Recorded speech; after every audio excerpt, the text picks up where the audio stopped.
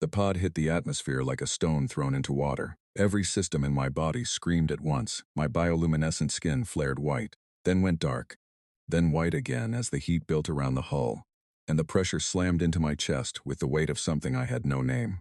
For beside me, Cadet Threx was making a low sound in his throat, not a scream, not words, just the raw sound of a creature that understood it was about to die. I reached for the hive link in my mind, the place where 20,000 Valanthi minds usually hummed together like warm light behind my eyes. There was nothing there. The silence was so total that for one terrible second I thought I had already died. Then the pod sheared sideways. Metal groaned. The viewport went orange and then black and then cracked straight down the middle, and through that crack I saw a sky. Not the clean, measured sky of a Union station. A wild sky, layered in grays and deep blues, with clouds that moved on their own without permission. The kind of sky I had only ever read about in xenogeography files. A planetary sky, a real one. We hit the ground hard. I do not remember the impact clearly. I remember the sound more than the feeling, a terrible crumpling, then a long scraping, then a silence that was almost gentle compared to everything that came before it. Then I was lying on my side against the hull wall, and the emergency lighting had gone red, and someone was coughing. Cadet Preth Asylon, all 4 arms and translucent gray skin, pulled herself upright first. She had a cut above one of her secondary eyes. She looked at it without expression, then looked at me. "Are we down?" she asked. "We are down," I said. She nodded as if that answered everything. Maybe it did. I counted us as we crawled out through the split hull. 22 cadets from 6 different species, all of us from the upper training track of the Galactic Union Academy. All of us supposedly the best of our year. We had been in the middle of a supervised navigation exercise on a Union transport when the ship was hit by something no one had planned for, a debris field that the mission coordinator had miscalculated by a margin that would, I suspected, end several careers once we reported back. If we reported back, the emergency pods had launched automatically. The pods were supposed to carry us to the nearest safe Union relay point. Instead, the debris had knocked out our nav cores, and the pods had defaulted to the nearest large gravitational body with a breathable atmosphere. Earth. I had studied Earth once briefly in a xenobiology survey course. Class 3 designation. Biosphere unstable, civilization pre-contact. Technological development insufficient for independent space travel. Mortal world. That was the unofficial term among cadets. A world where nature had not been tamed, where the air carried spores and microbes and unknown particles, where the ground itself could swallow you in the form of a swamp or a sinkhole or an avalanche. A world where things died all the time, constantly, naturally, without it being an incident that anyone filed a report about. The survey file had noted that Earth's dominant species, humans, were biological omnivores with a recorded history of extreme adaptive behavior, under pressure. Beyond that, the file had not been particularly interested in them. Standing on the actual ground of this world, I began to suspect the file had severely underestimated things. The air was the first shock. It went into my lungs and it was not clean the way filtered station air is clean. It had texture. It smelled of soil and wet leaves and something I could not identify, something green and alive. And it hit the back of my throat with a heaviness that made me feel immediately, disoriently present in a way I was not used to.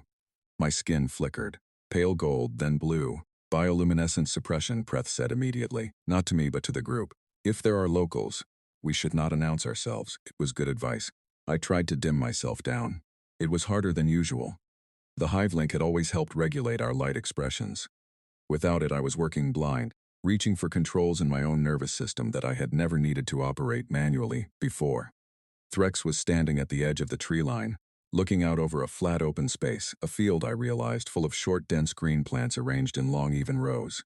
Beyond it, perhaps 400 meters away, there were structures. Low, solid, made of pale stone and dark wood. Smoke rose from one of them, from a narrow, upright pipe on the roof. "Those are dwellings," Threx said. He said it the way you say something when you are hoping someone will tell you that you are wrong. No one told him he was wrong. We had landed close to a human settlement. Not close in the sense of accidentally near it. Close in the sense that the field we had scraped through to a stop was, I now noticed, someone's cultivated land. The furrows were even and deliberate. Something had been growing here before our pod had carved a 70-meter scar through the middle of it. "Standard protocol," said Cadet Orvin, a broad-bodied Makari with thick-plated shoulders and a voice like gravel in a metal drum. He was the oldest of us and had always spoken as if he were already a commander. "We stay hidden, we stay together. We signal for retrieval and we do not engage with locals under any circumstances. The prime directive of contact is clear. Our beacon is offline," said a small, quiet voice from near the back of the group. That was Cadet Nils, another Valanthi like me, though younger. And his skin had gone completely gray with stress, no light in him at all. He was holding up the emergency contact unit. Its screen was dark. The debris strike damaged the relay array in Pod 3. We have no long-range signal capability. The silence that followed was a different kind than the hive silence. This one had weight. "How long until the Union notices we are missing?" Preth asked. I did the calculation. The transport had been hit during a scheduled blackout window, standard practice on navigation exercises, to prevent cadets from calling for help when they were simply lost rather than endangered. The blackout was 72 standard hours long. After that, the Academy would begin a search. But the Academy would search along our planned route, not along the trajectory of an uncontrolled emergency pod knocked off course by an unexpected debris field. I shared this with the group. "So we could be here for days," Orvin said. "We could be here longer," I said. A sound reached us then. Not from the group, not from the pod behind us, from the direction of the dwellings, a small, high sound that my Z-linguistics module identified in under a second as a human child's voice, calling out something I did not yet understand. We all turned. Standing at the edge of the field, at the point where the cultivated rows ended and a narrow dirt track began, was a small human female. She appeared young. My file estimated an age bracket of 11 to 13 standard years by relative size. She wore plain clothing. Her hair was dark and pulled back from her face.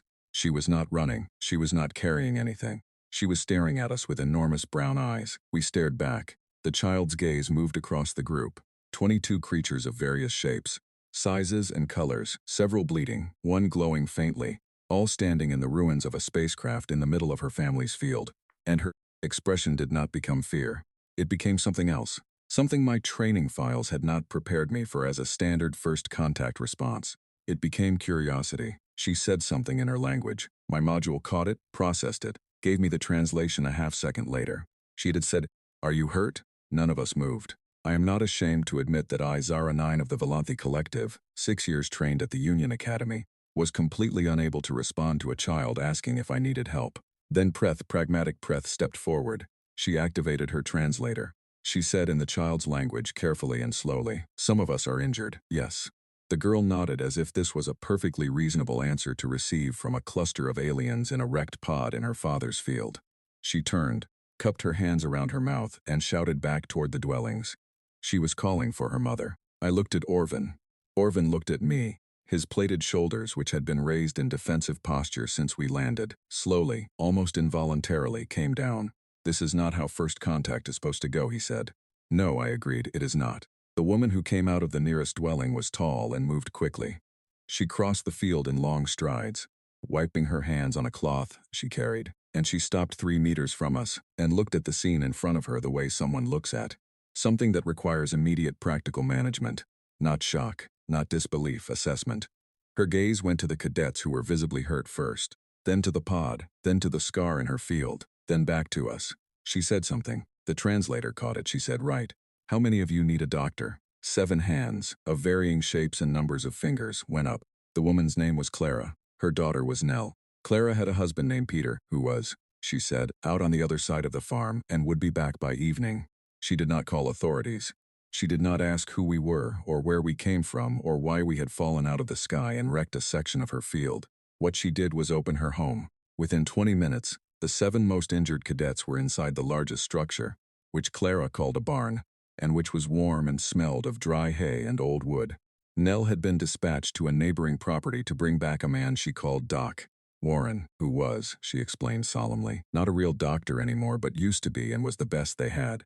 I stood in the doorway of the barn and watched the sun, Earth's sun, yellow, white, and lower in the sky than I expected, move behind a bank of cloud. The air had grown cooler. The field was very quiet. Behind me, Orvin said quietly. She didn't hesitate. "No," I said. "In every first contact simulation I have ever run," he said, "the local population either flees or mobilizes against the contact event. There is no scenario in which they immediately provide medical assistance." I thought about this. I thought about Clara's face when she had looked at us, the injured ones, specifically, the way her eyes had gone to the wounds before they had gone to the strangeness. "She looked at what needed doing," I said, "and she did it." Orvin was quiet for a moment. That is either very brave or very foolish, he said. I watched Nell cross the yard, moving at a run, her small legs carrying her fast over the uneven ground toward the gate at the far end. She had a coat on now that she hadn't been wearing before. Someone had told her to put it on. The evening was getting cold. I think, I said slowly, that on this world those two things might be the same. The sun finished going behind the cloud. The light changed.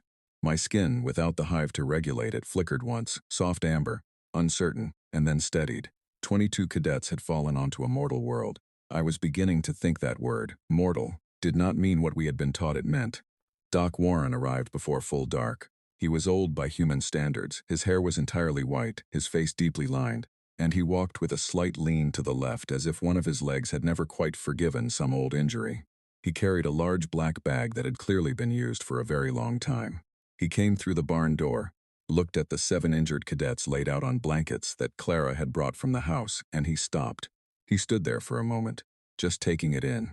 Then he set his bag down, opened it, pulled out a pair of glasses, put them on, and crouched down next to Cadet Lewin, a Macari whose shoulder plate had cracked in the impact and was oozing something dark and slow that wasn't quite blood but served the same function. Where does it hurt most? Doc Warren asked. Lewin told him. The translator handled it. Warren nodded, asked 2 more questions, and began working.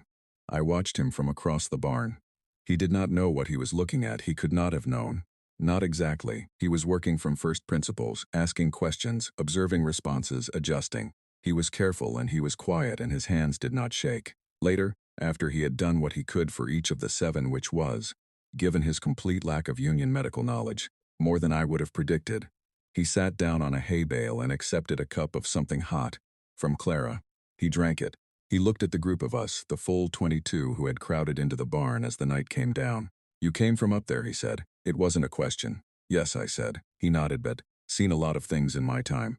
Never seen anything like this. He paused. You going to be able to get back? We are working on that, I said. He nodded again. Good. Well, you're safe here tonight.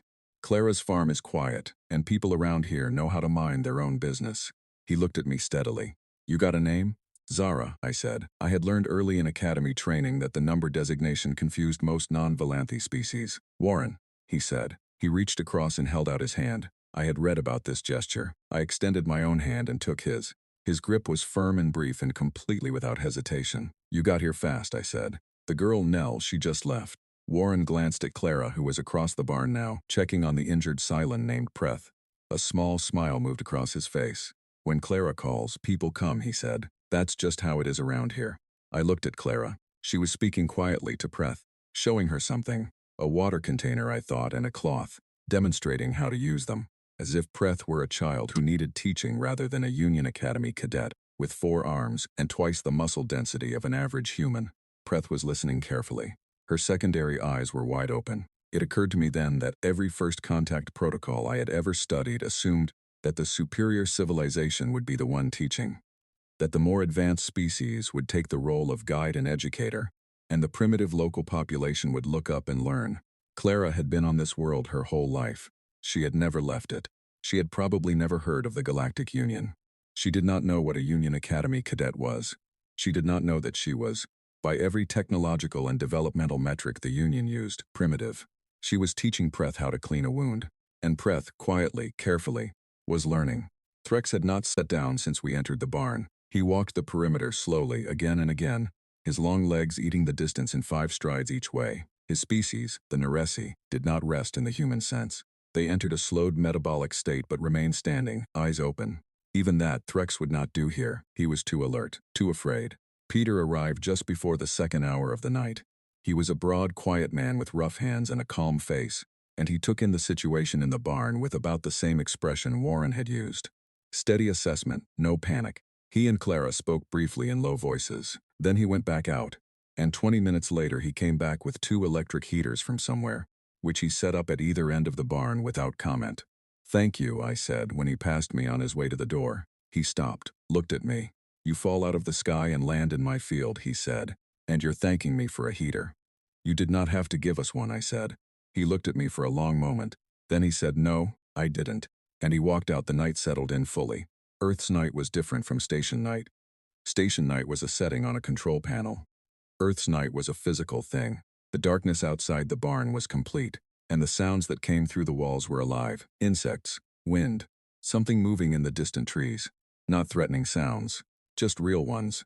The sounds of a world that did not know it was supposed to be tamed. One by one, the injured cadets slipped into rest states. For the Makari, this was a low vibration hum. For the Silent, it was near stillness with a slight flicker of the translucent skin. For Cadet Nils, the younger Valanthi, it was a slow dimming of his bioluminescence until he was nearly invisible in the dark corner where he had settled.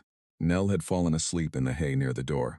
No one had sent her inside. She had simply sat down and closed her eyes and gone away into unconsciousness with the ease of someone who had been doing it all her life, which she had, of course. I watched her. It was deeply strange to watch. I knew intellectually that humans slept, that the biological requirement for unconsciousness was a well-documented feature of carbon-based species with complex neural networks. I knew it as a fact in the same way I knew that some worlds had liquid water falling from clouds. It was a thing I had read, categorized, and filed away. Watching Nell actually do it was something else. She had simply chosen to stop. On a world with wild weather, with uncertain ground, with creatures in the dark outside the walls. She had set aside her awareness like a coat she no longer needed, and trusted that the night would be manageable without her conscious attention. It was, I realized, the most profound act of trust I had ever witnessed. Trust in what? In the barn walls? In her parents? In the basic goodness of the night? All of those, maybe. Or maybe just trust that she would wake up, that the world would still be there, that she could afford to let go for a while.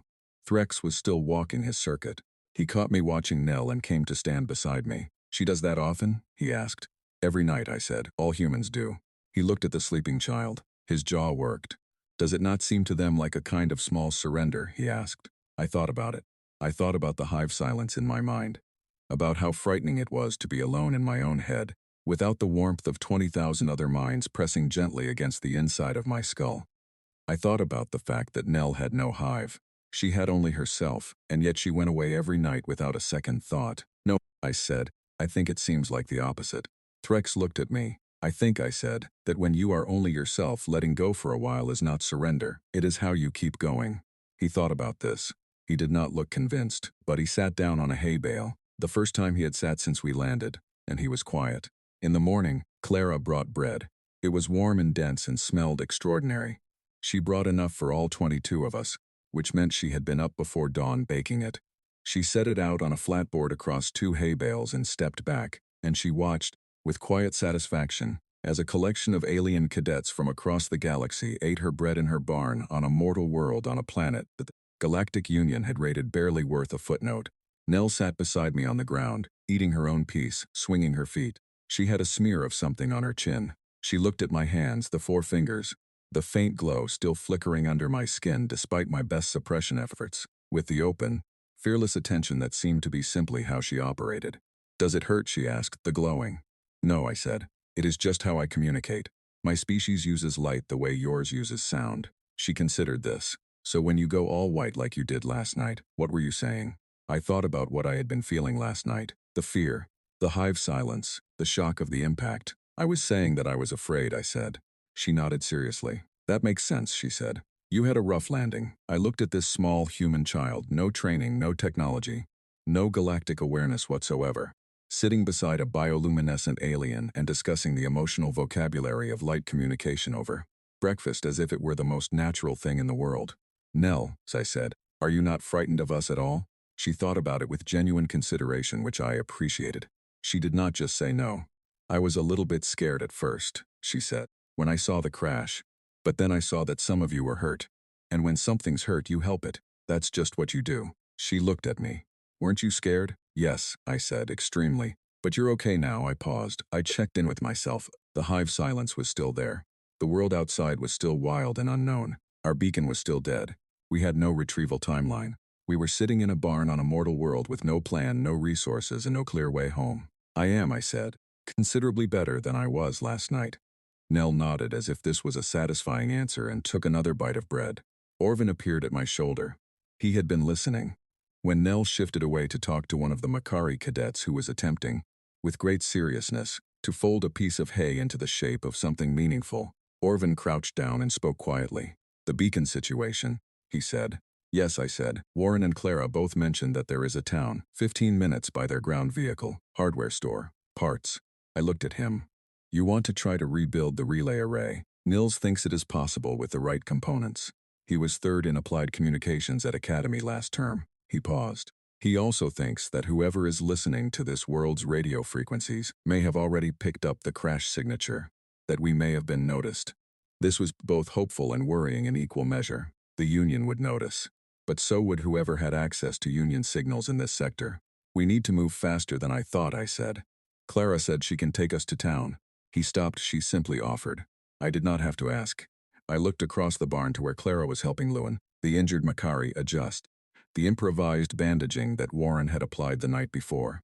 She was focused and gentle and completely matter-of-fact about the whole thing. She offered, I said quietly. Yes, that seems to be what they do. Sighed, the wind shifted.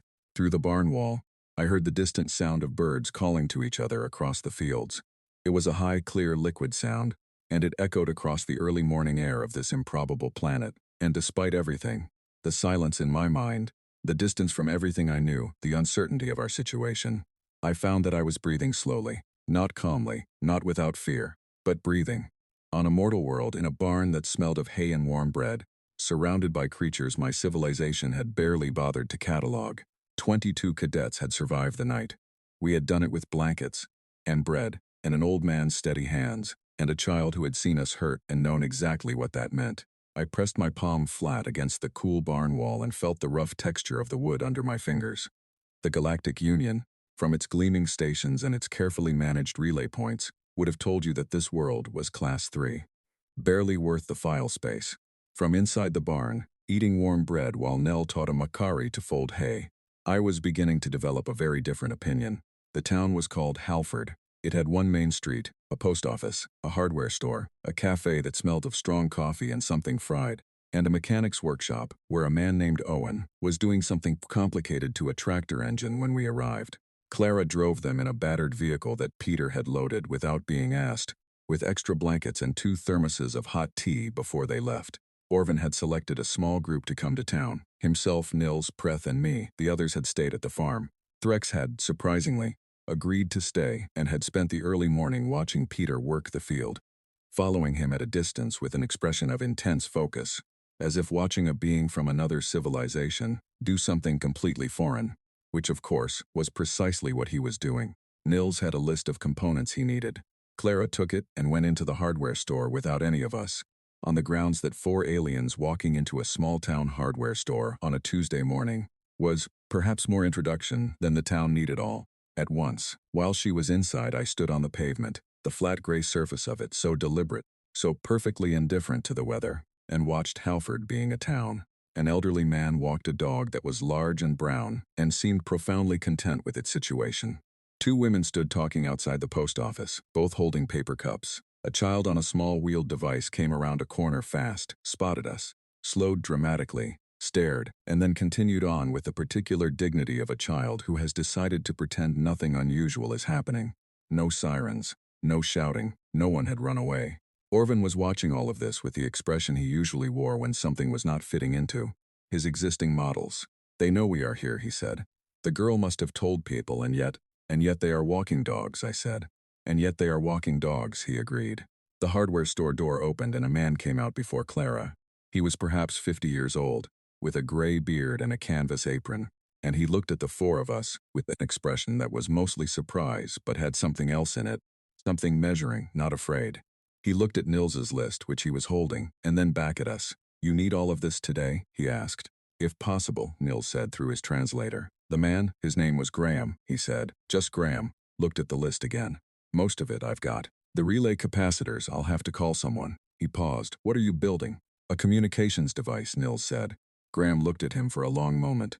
Then he said, the good kind or the bad kind? Nils blinked his secondary eyes. I do not understand the question. Graham tilted his head. Are you trying to call someone to come help you? Or are you trying to call someone to come here and cause trouble? Nils looked at me. I looked at Orvin. Orvin looked at Graham. We are trying to call people to come help us, Orvin said. We are stranded. We are not a threat to anyone on this world. Graham studied him for a moment that stretched long enough to become slightly uncomfortable. Then he nodded. Once, the same way Peter had nodded the night before. The same kind of nod, the kind that meant, fine, I have assessed this and I am proceeding. Come in.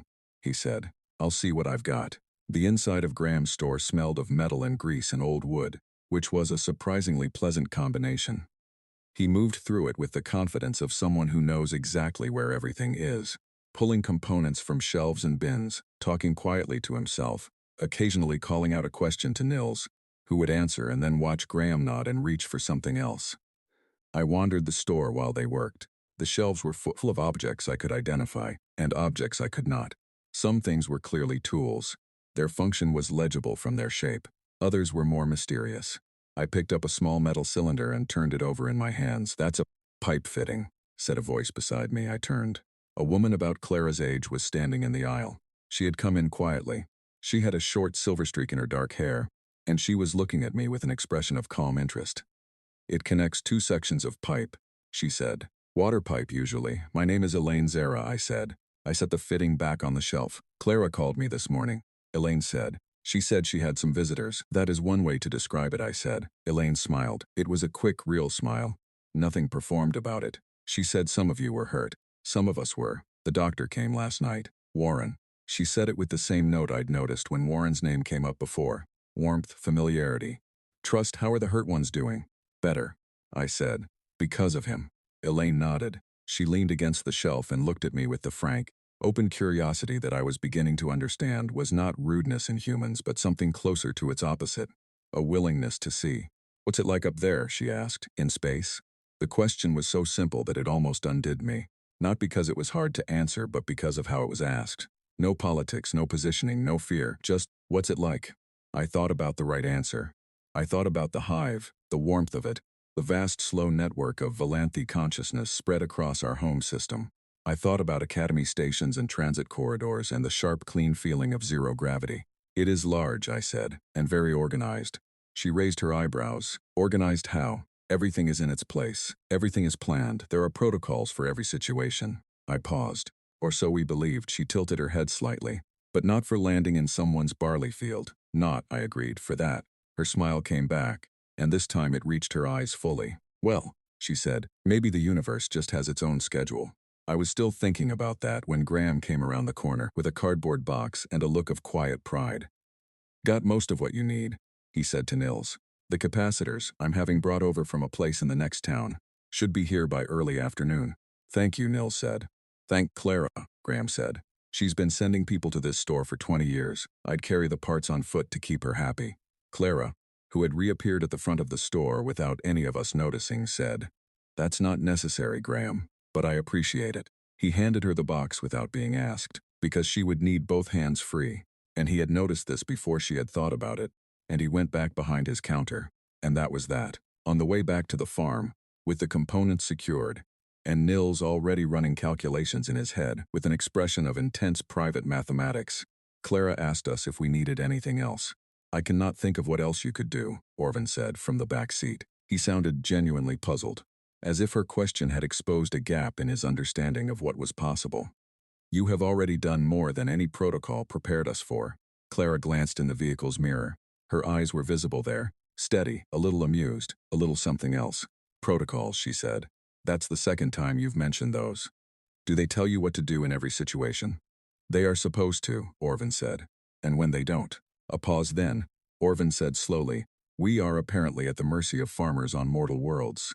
Laughed. It was a full, genuine sound, unguarded, and it filled the vehicle, and Nils looked up from his calculations and Preth's secondary eyes opened wide on Orvin. Orvin, who had never been known to smile in 6 years of training, produced something around the corners of his mouth that might, under generous assessment, have qualified as one. Back at the farm, Nils set up his workspace in the barn with Doc Warren watching over his shoulder with the concentration of a man trying to learn something new, asking questions at careful intervals, never in the way. Nell sat near the door again, this time with a notebook, drawing. I passed her once and glanced down and saw that she was sketching all of us, the cadets, from memory, with serious concentration, getting the details right. She had Preth's secondary eyes correct. She had the exact number of Threx's limbs right. You have a good eye, I said. She did not look up.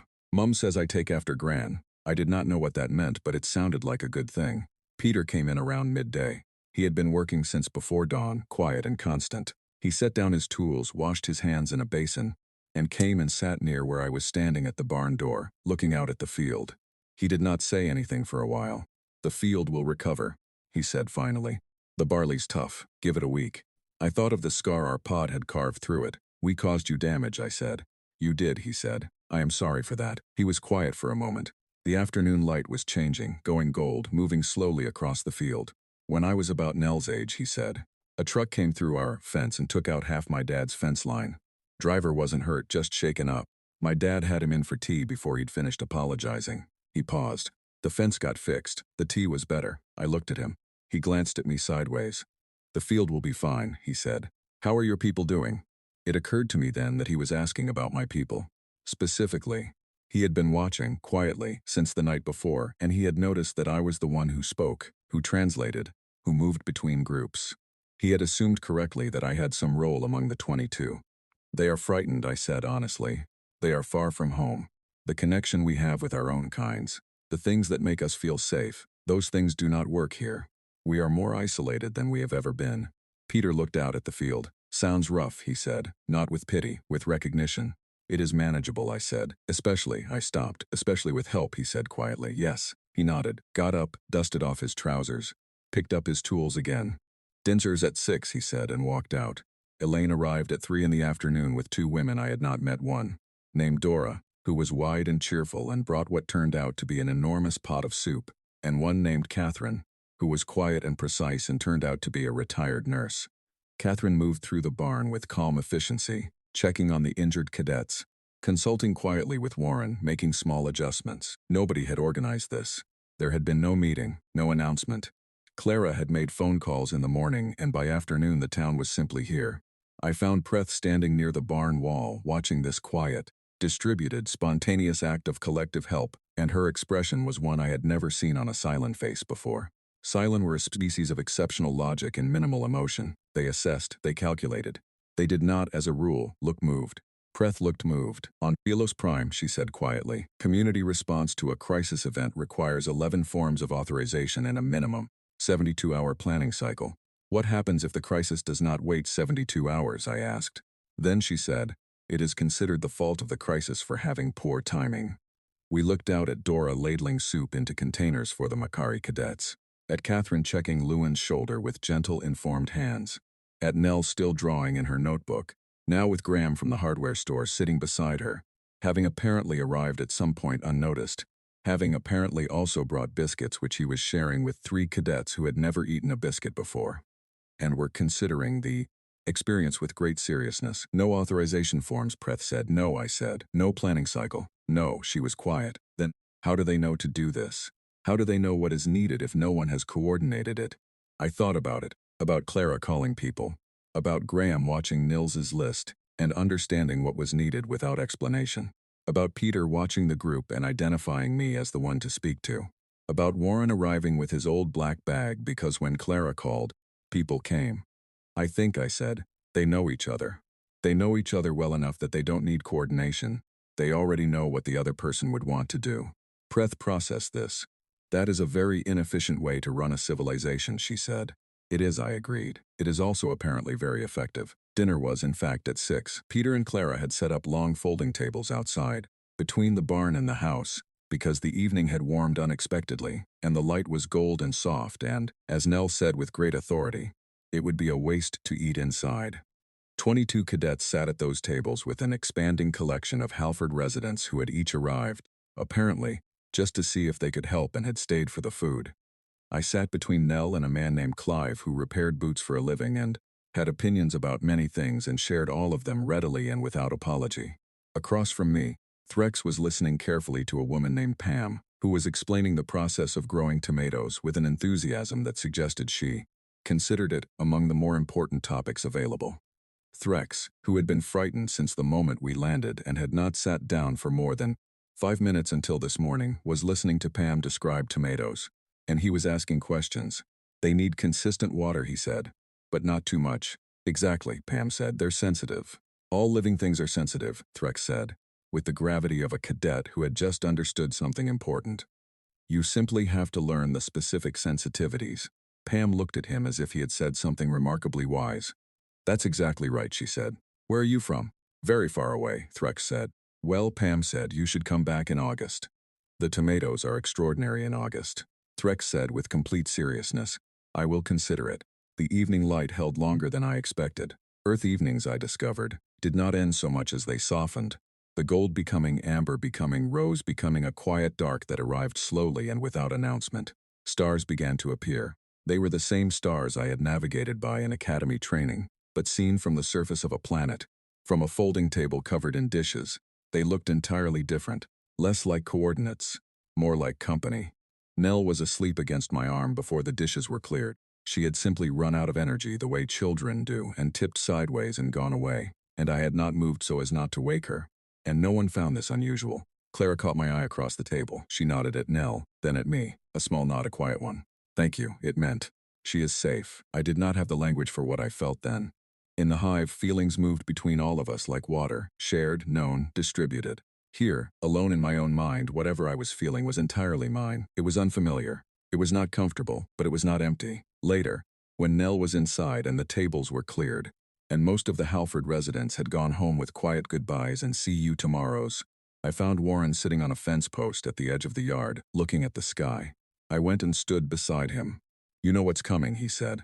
Not a question. I hesitated. Then I said, there is a possibility that we were tracked, that the signal of our crash was picked up by something other than rescue services. Warren nodded slowly. Something dangerous. Yes. He looked at the sky for a while longer. A star moved slowly, steadily. Not a star. Something in orbit. Neither of us pointed it out. How long do you think you have, he asked. I do not know, I said. Nils is working on the relay. If he can get us a signal out, we may be able to bring the right people here before the wrong ones arrive. And if he can't? I looked at this old man with his white hair and his lined face and his decades of quiet, steady knowledge, sitting on a fence post on a mortal world, looking at the sky with the calm of someone who had looked at dangerous things before and had, so far, survived them. Then, I said, we will need to think of something else. Warren was quiet for a moment. Then he said, funny thing about this valley. The people here, they've been solving problems with whatever they have for a long time. No fancy equipment, no big resources. He turned and looked at me. 22 of you. You've all had years of training. And there's a town full of people here who have had a lifetime of practice making do. That's not nothing. I looked at him. That, I said, is actually quite a lot. He smiled, the same quiet, real smile I had seen on several faces in Halford over the past 24 hours. Not a triumphant smile, not a performed one. Just the expression of someone who knows that things are difficult and has decided, in a practical way, to deal with them anyway. Get some sleep, he said. You've had a rough day. I thought of Nell, asleep against my arm in the evening light. I thought of her utter trust in the oncoming dark. I will try, I said. And to my own considerable surprise, I did. The morning brought rain. It came in off the hills to the west while the cadets were still waking. A low, steady drizzle that turned the yard to mud and filled the air with a smell so complicated and alive that Preth spent 10 minutes trying to catalog it and finally gave up and said it was beyond her current taxonomy. The barn roof held. Peter had checked it before first light, apparently, and replaced 2 boards that had been loose without mentioning it to anyone. Nils had not slept. He was at his makeshift workbench when I came into the barn, and his eyes had the fixed, deep look of someone who had spent the night in their own head, having an argument with a problem. The components from Graham's shop were spread around him in precise arrangement. 2 things had been soldered together. One thing had been partially taken apart and reassembled in a way that did not match the original configuration. Progress? I asked. The relay will function, he said. The problem is range. The debris that damaged the array also corrupted the frequency calibration. I can broadcast, but I cannot guarantee our signal reaches anything union in this system. I may be able to boost it, but the boost requires power I do not currently have access to. How much power? He named a figure. I converted it mentally to Earth units and looked across the barn to where Peter had come in to feed the animals at the far end. 2 large brown creatures that I had learned were called horses, which had regarded the alien cadets for the first 24 hours with polite suspicion and were now apparently accustomed to them. Peter, I said, do you have any large power sources on the farm? Generators, batteries, anything that could be repurposed? Peter looked up from the horses. Describe large. Nils gave the number again. Peter thought for a moment. Then he said, the tractor runs on a high-capacity battery array. We installed it last year. It could be disconnected and run through an adapter. He paused. It would put the tractor out of use for a while. Would that be a problem? I asked. Peter looked at the rain outside the barn door, then back at me. Harvest is 8 weeks off. It would be a problem in 8 weeks. Right now, it's manageable. He said manageable the way Halford people said a lot of things. Without drama, without resentment, as if the calculation was simple.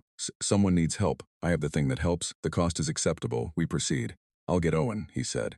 Owen, I knew from the day before, was the mechanic from the workshop in town.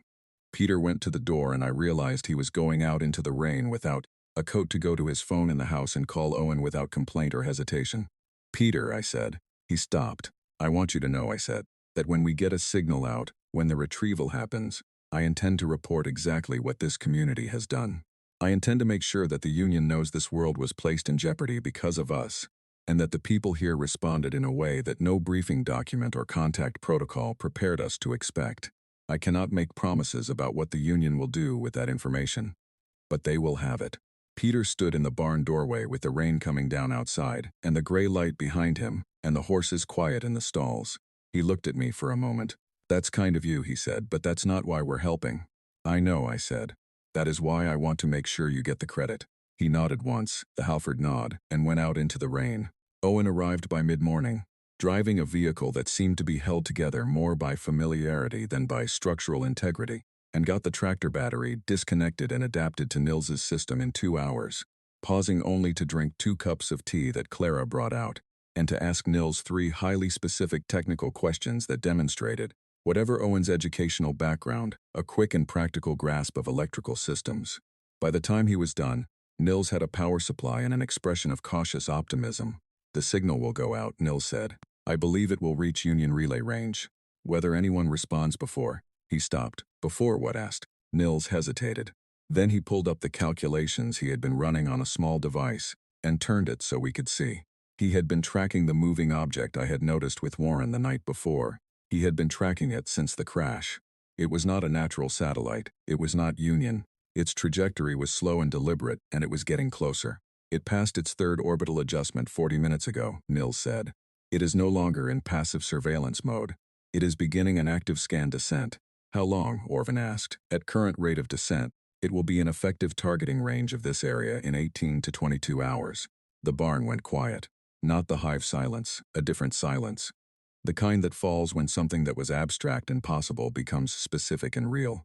Orvin looked at me. We need to send the signal now. Send it, I said to Nils. Nils sent it. We had done what we could do through technology. Now we were waiting, in a barn in the rain, on a mortal world, while something descended toward us from above. It was Warren who found me sitting at the barn door 20 minutes later, looking at the sky through the drizzle. He sat down beside me on the same bale of hay that was becoming something like a regular seat. You have a problem, he said. We have a problem, I said. It involves your planet as much as ours. He absorbed this. What's coming? I told him about the Union training accident, the cover-up, the faction that wanted us silenced before we could report what had happened.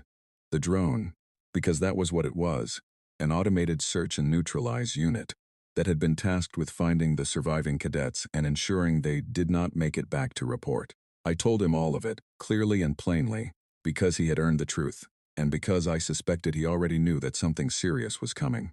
He listened without interrupting. When I finished, he was quiet for a moment. And your signal, the one you just sent, will someone come because of it? Possibly, I said. Probably. But the drone will arrive before rescue can. He nodded. He looked at the rain. He looked at the sky. Then he said, let me think, and got up and walked out of the barn into the drizzle without a coat, the same way Peter had, and walked slowly across the yard. I watched him go. Preth appeared at my shoulder. He is going to help us fight it, she said. It wasn't a question. I think so, I said. He is one elderly human with bad knees and a canvas bag. Yes, I said, and yet, she said slowly, I find that I am less concerned about the drone than I was 2 minutes ago. This was, coming from a Cylon, one of the more surprising sentences I had heard in 6 years of academy training. Why? I asked. Preth thought about it carefully. Because when he said let me think, she said, he did not mean I am afraid. He meant I am working on it. She paused. I have never seen an individual face an approaching threat and respond with working on it before. In my experience, it is either tactical preparation or fear response. What he is doing is neither. It is something else. She was quiet for a moment, watching Warren move slowly across the muddy yard, hands in his pockets looking at the ground, thinking. Competence, she said finally, without panic. I did not know those two things could be separated. Warren came back 20 minutes later.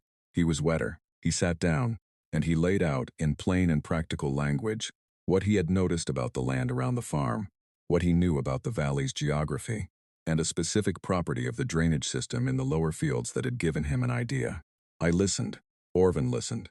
Nils came over with his components still in his hands and listened. Then Warren said, "I'd want Owen's help, and I'd want to make a few calls." Orvin looked at him for a long moment. Then, and I would later put this moment in my official report, because it was the moment things changed. Orvin, senior cadet of the Galactic Union Academy, 6 years trained, top of his track in tactical planning, said, "Tell me what you need," Warren told him. And then Halford, quietly and without authorization forms or 72-hour planning cycles, began to prepare. The rain stopped in the late afternoon. The clouds pulled back toward the hills, and the valley floor dried fast in the wind that came after.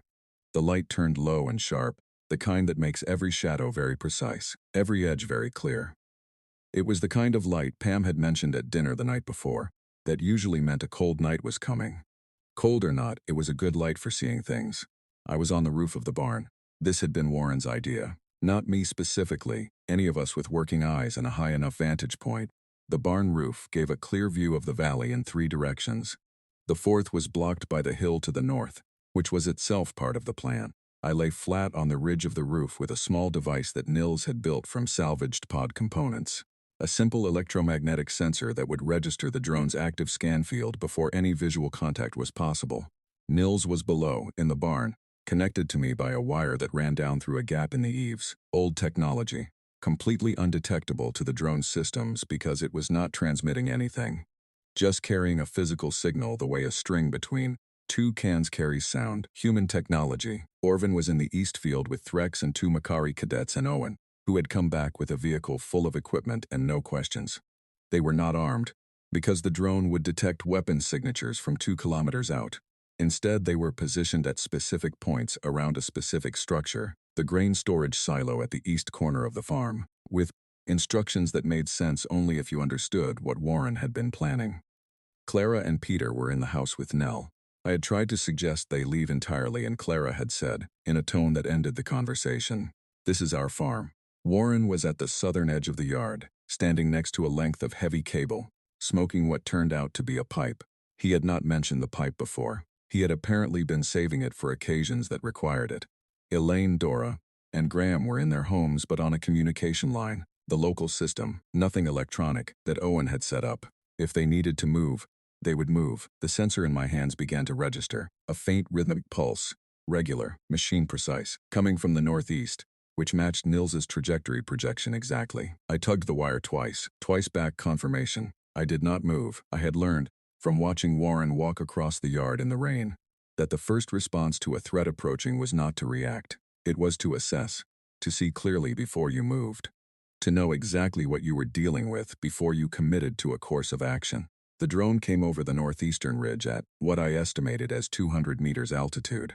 It was roughly the size of Clara's vehicle, cylindrical, with 4 stabilizer arms and a scanning array beneath its body that swept the ground in a slow rotating pattern. The scan field was, I knew from Union training, powerful enough to detect biological signatures through 10 meters of solid earth. It was looking for us.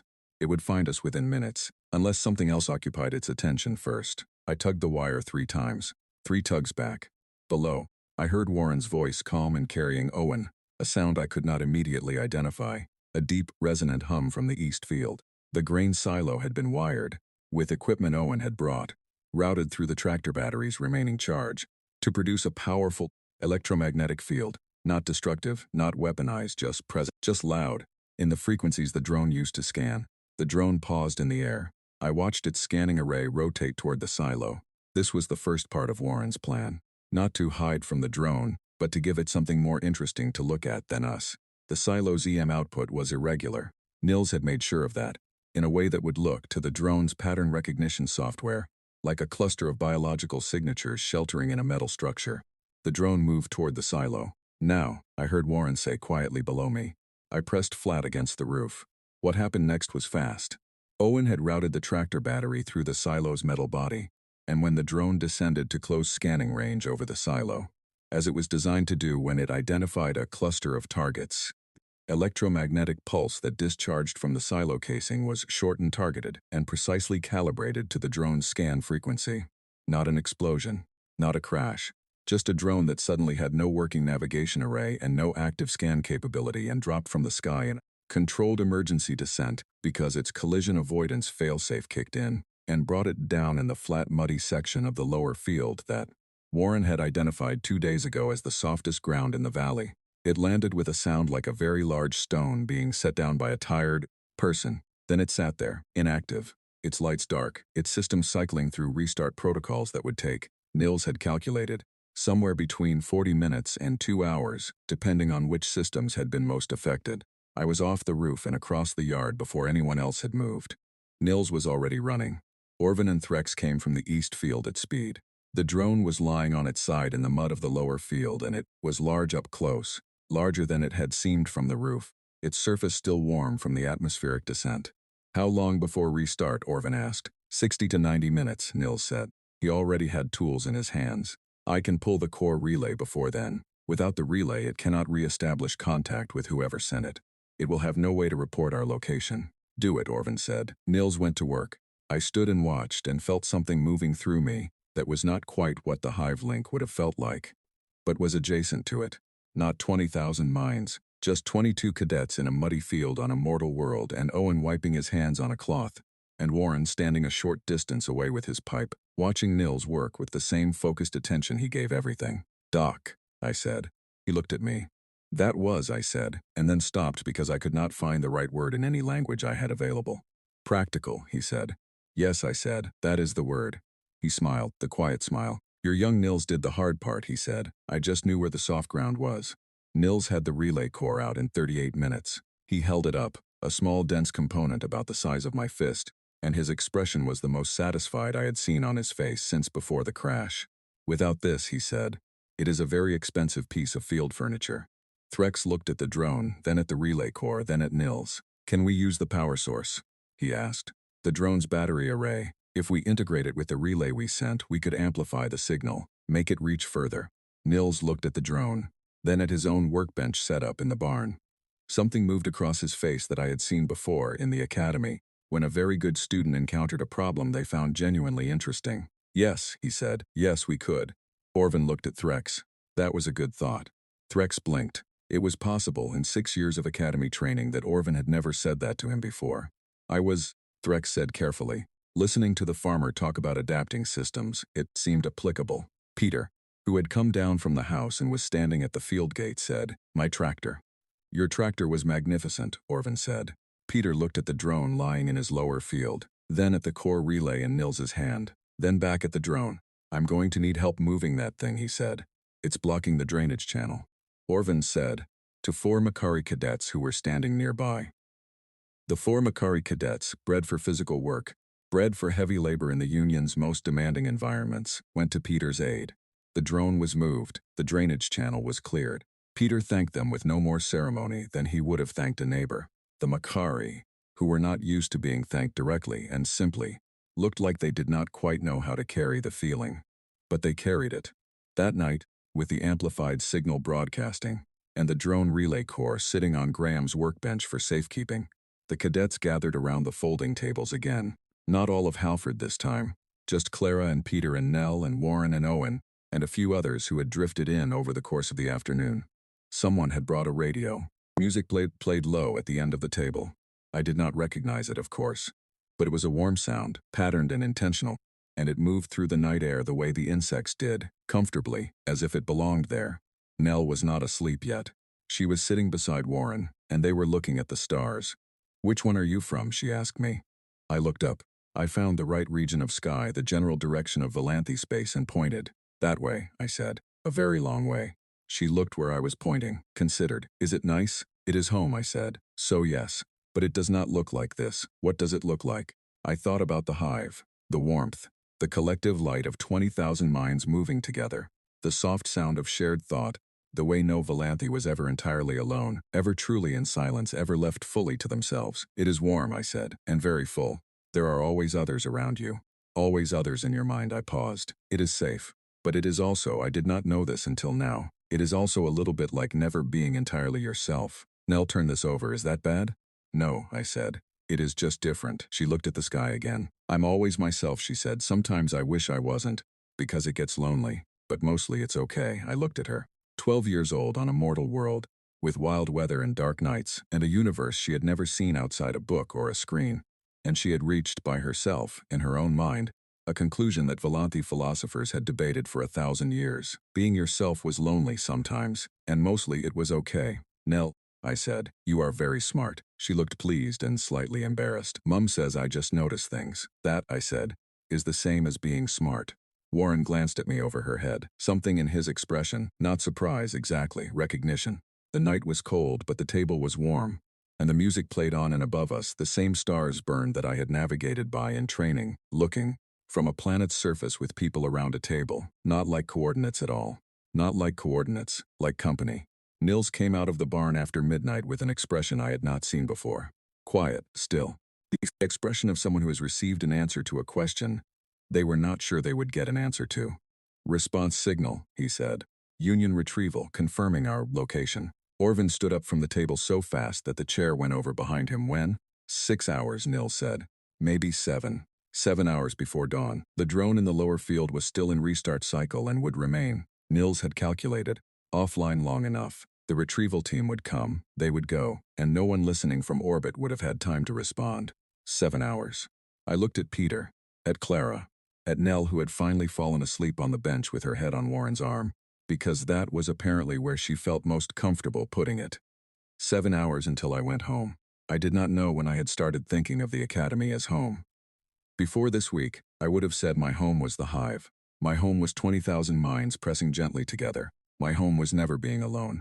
Now I was not so sure. We should sleep, Orvin said. While we can. No one argued. I went back into the barn and lay down on the hay and looked at the roof in the dark and listened to the night sounds of a mortal world. The insects, the horses settling, the faint creak of the wood in the cooling air, and I waited for the hive silence to feel unbearable the way it had on the first night.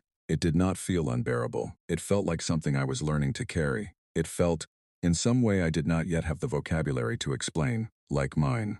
The retrieval ship came in from the northwest, below the cloud line, running dark. No lights, minimal engine signature, the kind of approach the Union used when it was trying not to attract attention. I saw it first from the barn door, a shape that didn't match the hills, moving with purpose where nothing natural moved. It landed in the east field, the one that had been cleared by the time the drone came down. 6 Union officers came out first, in full gear, scanning hands near weapons.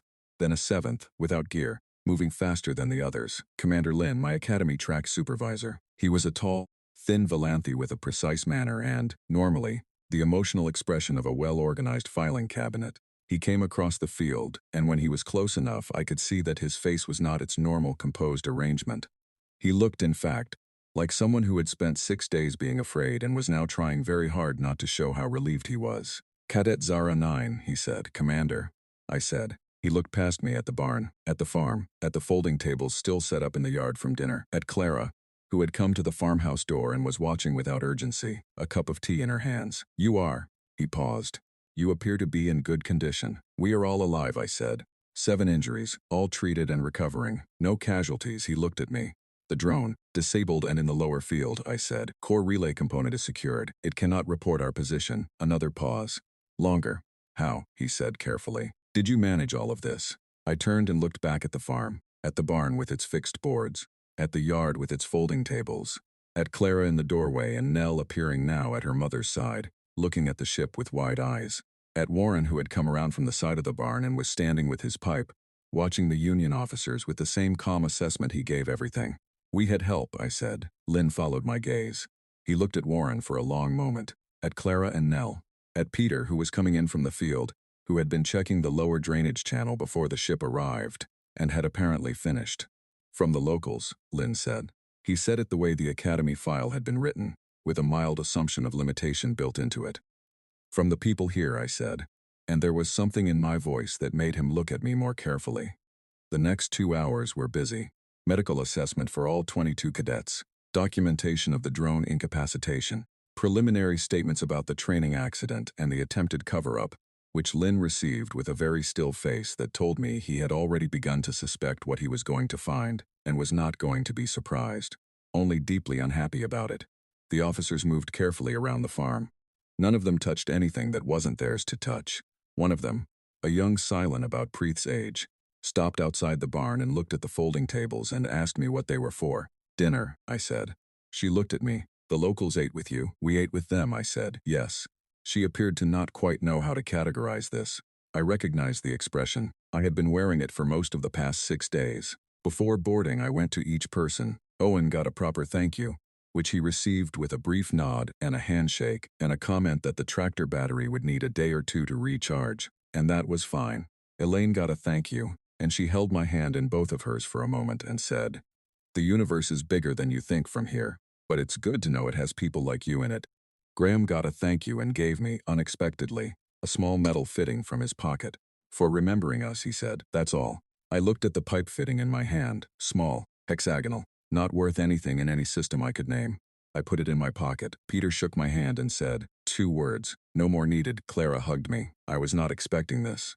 My body's instinct was to freeze, and then, slowly, I understood what the gesture was, and something in me that had been held carefully tight for 6 days simply let go. Not the hive returning, not anything I had known before. Something new. Something I was making for the first time. I held on for a moment and then stepped back, and my skin was a color I didn't recognize in the morning light, something between amber and white that I had no name for yet. Doc Warren was last. He was leaning against the barn door with his pipe and his lined face and his canvas bag, and he looked at me the way he had looked at everything since the first night, directly, steadily, without needing to say anything more than was needed. "You did well," he said, "all of you." "We had a good teacher," I said. He waved this off with one hand. "I didn't teach you anything. I just reminded you that you already knew how to deal with a problem." I thought about this. "With help," I said. He agreed. "That's not a weakness, you know. Knowing when to ask for help and knowing how to accept it. That's not something they teach you at any academy I've ever heard of. But it might be the most important thing you learn." I looked at him. Nils solved the signal problem. Orvin coordinated the group better than I have ever seen him coordinate. Threx thought of the power integration idea. Preth held the injured together for 6 days without once breaking her composure. I paused. "We did not do any of those things in the Union training environment. We did them here." Warren nodded slowly. "Because here," he said, "you were actually in trouble, not simulated trouble. Real trouble, and there's a difference." "The difference," I said, "is that here—" "Yes," he said, "and so did giving up." He tilted his head. "You didn't give up." "No," I said. "We had too many people helping us." He smiled. The last smile I would see from him. The real one. "Go home," he said. "Write your report.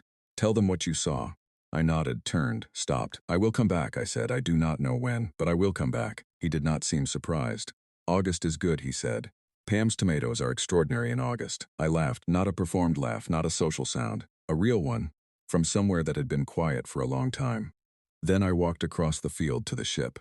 Nell was standing at the fence, because of course she was. I stopped in front of her. She looked up at me with those enormous brown eyes that had looked at 22 damaged aliens in her father's field and seen, first and only, that some of them were hurt. "Will you really come back?" she asked. "Yes," I said. "Promise?" I thought about what a promise was. In the hive, a promise was a shared intention, held by the collective, monitored and maintained by thousands of minds. There was no breaking it because the intention was always present in the group memory. A promise here, in this place between me and this child, was held only by 2 minds, mine and hers. It was, therefore, a different and more deliberate thing. "I promise," I said. She nodded. She reached up very quickly and touched her hand to mine. Not a handshake, just a touch, a second of contact.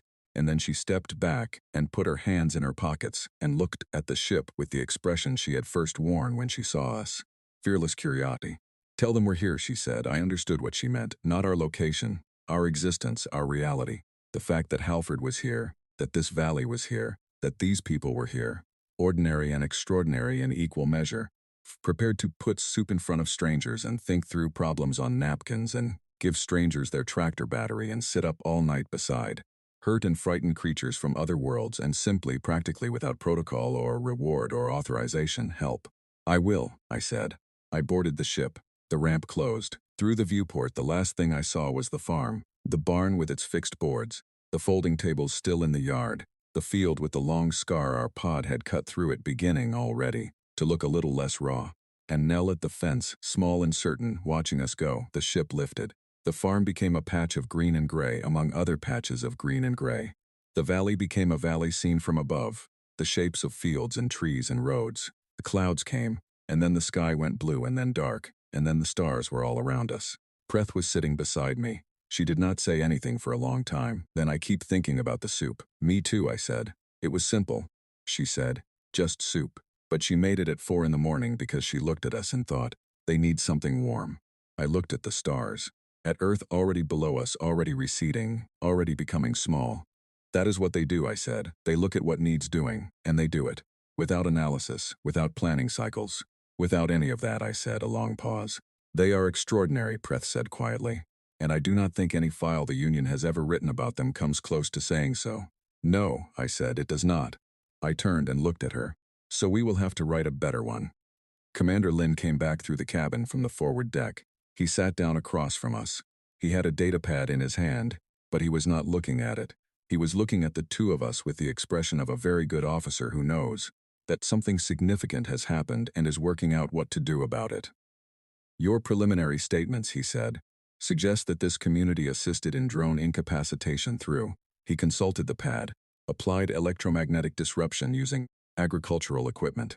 Yes, and that they housed and fed and provided medical assistance to 22 Union cadets for 6 days. Yes, and that the individual who coordinated the drone response was, he checked the pad again, a retired physician. Yes. Lin set the pad down. He was quiet for a moment. Earth, he said. Class 3, the classification, I said, needs to be reviewed. He looked at me steadily.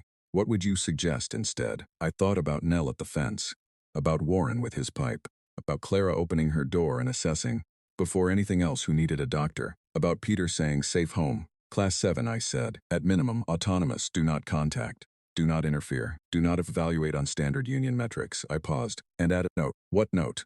That if the Union ever finds itself in genuine trouble, I said, in the kind of trouble where the protocols do not cover the situation and the plans have come apart, and what is needed is not technology or training but simply another being who looks at you and asks what you need, Earth would be a good place to fall. Lin looked at me for a long time.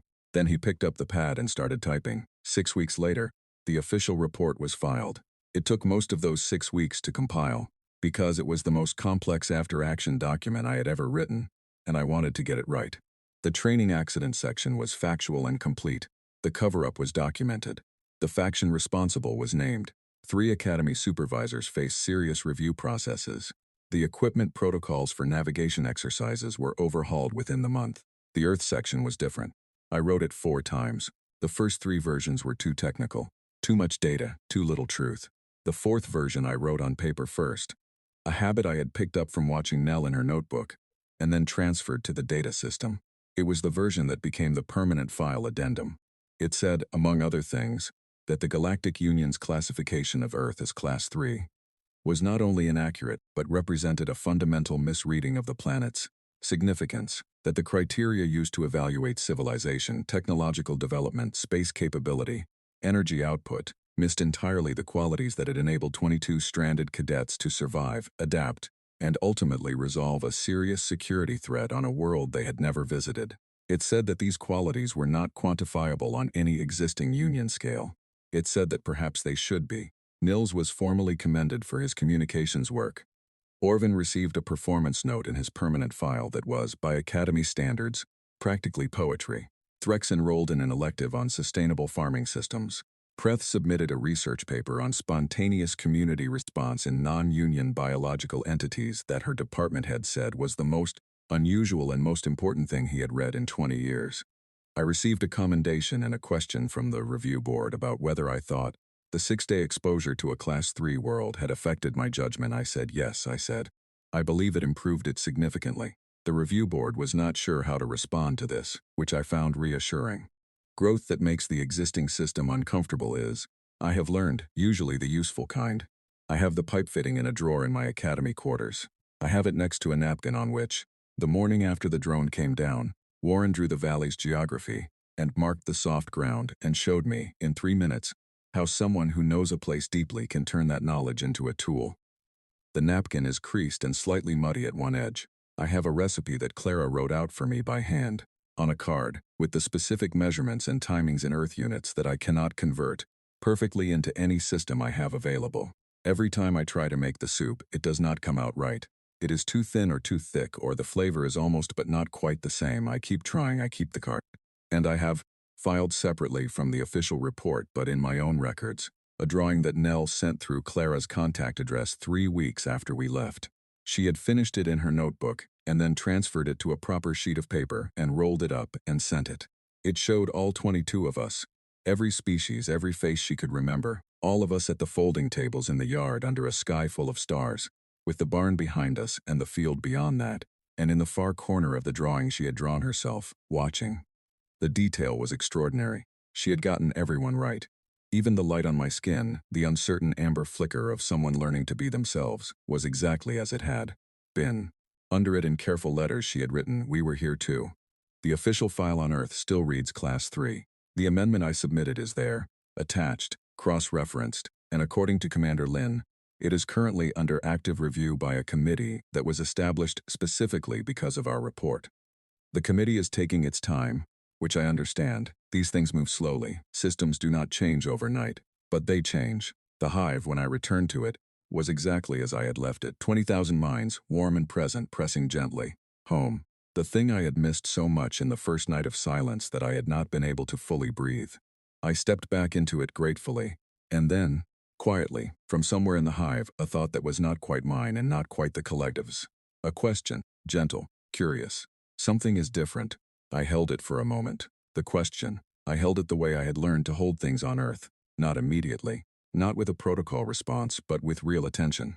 Yes, I said, something is different. And then, into the hive, for the first time in Valanthe history as far as I am aware, I shared what it felt like to eat bread in a barn at 4 in the morning with aliens. From a world 2-star systems away, on a planet the Union had barely bothered to catalog, and to be safe. Not because the walls were strong. Not because the technology was right. Not because the protocols had worked. Because someone had looked at us and thought, they need something warm, and had gotten up in the dark and made it. The hive received this. There was a long, collective pause. 20,000 minds encountering something they had not cataloged before. Then slowly, something moved through the link that I can only describe as warmth. Not the warmth of the hive itself, which was always there. Something added. Something new. The closest word I have found for it, in 600 languages across the Union, is still the one a 12-year-old girl on a mortal world used without thinking. Talking about her mother. Talking about Doc Warren. Talking about the town that absorbed a crisis without hesitation. That's just what you do. Yes, I thought, into the hive, into 20,000 minds, toward a world that the Union had barely noticed and that I would go back to in August, to eat extraordinary tomatoes and sit at a folding table under the stars. That is exactly what you do.